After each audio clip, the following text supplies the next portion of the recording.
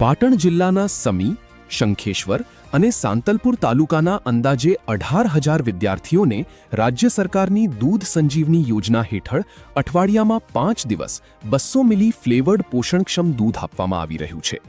Chocolate, mango અને ઇલાયચી ફ્લેવરમાં મળતું આ દૂધ બાળકોને જરૂરી પોષક તત્વો પૂરા પાડીને તેમના શારીરિક અને માનસિક વિકાસમાં મદદરૂપ બની રહ્યું છે।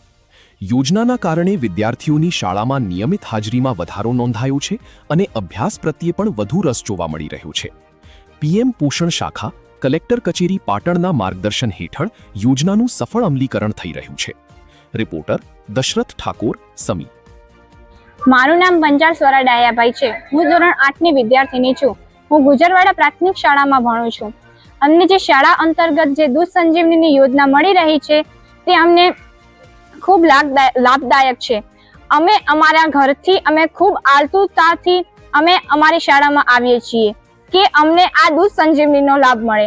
આ દૂધ સંજીવની અમને પ્રાર્થના પછી 11:30 સમયે અમને દૂધ સંજીવની આપવામાં આવે છે। આ દૂધ સંજીવનીના એ ફાયદા છે કે જે આપણને આપણામાં કેલ્શિયમ, વિટામિન આ બધું જે ઉણપ હોય છે તે આપણાને દૂર થાય છે। આ દૂધ સંજીવની પીધા પછી અમને ભણવામાં રસ રહે છે, અમને રમવામાં ઉર્જા જાગે છે। આવા બધા અમને ફાયદા થાય છે। આ દૂધ સંજીવનીના દર અઠવાડિયે ફ્લેવર બદલાય છે। આ દૂધ સંજીવનીના 4 ફ્લેવર છે: chocolatey flavour, mango flavour, rose flavour અને ઇલાયચી ફ્લેવર છે।